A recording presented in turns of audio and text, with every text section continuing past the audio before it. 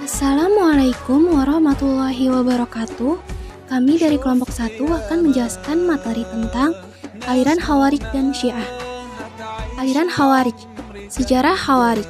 Istilah Khawarij berasal dari bahasa Arab Khawarij, yang berarti mereka yang keluar.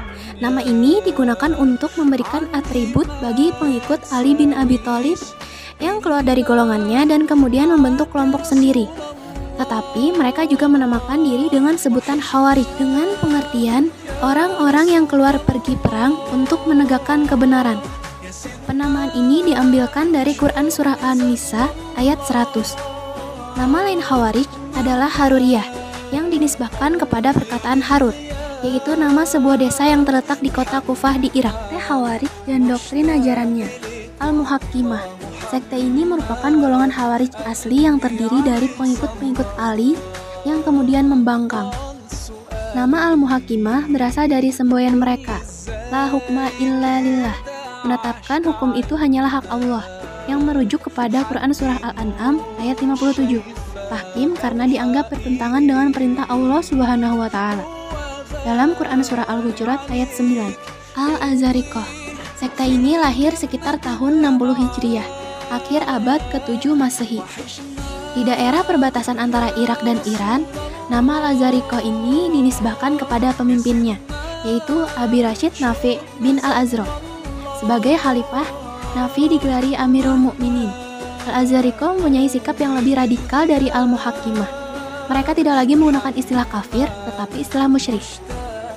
An-Najdah. Pendiri sekte ini adalah Najdah bin Amir al-Hanafi, penguasa daerah Yamamah. Lahirnya kelompok ini sebagai reaksi terhadap pendapat Nafi'. Paham teologi An-Najdat yang terpenting adalah bahwa orang Islam yang tak sepaham dengan mereka dianggap kafir.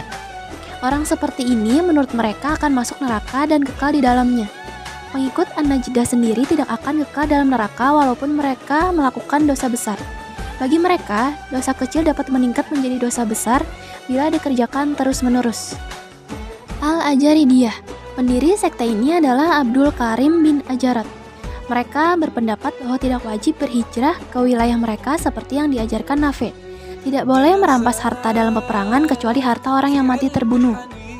As-Sufriyah. Nama As-Sufriyah yang dinisbahkan kepada Ziyad bin Asfar. Sekte ini membawa paham yang mirip dengan paham Al-Azariqah, hanya lebih lunak. Istilah kafir itu mengandung dua arti, yaitu kufur an-ni'mah, mengingkari nikmat Tuhan, dan kufur billah, mengingkari Tuhan. Al-Ibadiyah. Sekte ini dimunculkan oleh Abdullah bin Ibad al-Murri at-Tamimi pada tahun 686 Masehi, yang dipandang sebagai daerah Dar at-Tauhid, daerah yang dikuasai orang-orang Islam. Tidak boleh diperangi, harta yang boleh dirampas dalam perang hanya kuda dan alat perang. Aliran Syiah. 1. Sejarah Syiah. Syiah menurut bahasa berarti sahabat atau pengikut. Dalam kajian ilmu kalam, kata Syiah lebih spesifik ditujukan kepada orang-orang yang menjadi pengikut atau pendukung Ali bin Abi Thalib. Munculnya aliran Syiah tidak dapat dipisahkan dari tokoh kontroversial yang bernama Abdullah ibnu Saba. Abdullah ibnu Saba adalah seorang pendeta Yahudi berasal dari Yaman yang pura-pura masuk Islam. Di antara propaganda Abdullah ibnu Saba adalah A. Al-Wisoyah, B. Ar-Roja'ah, C. Ketuhanan Ali bin Abi Thalib. Sekte-sekte Syiah dan pahamnya.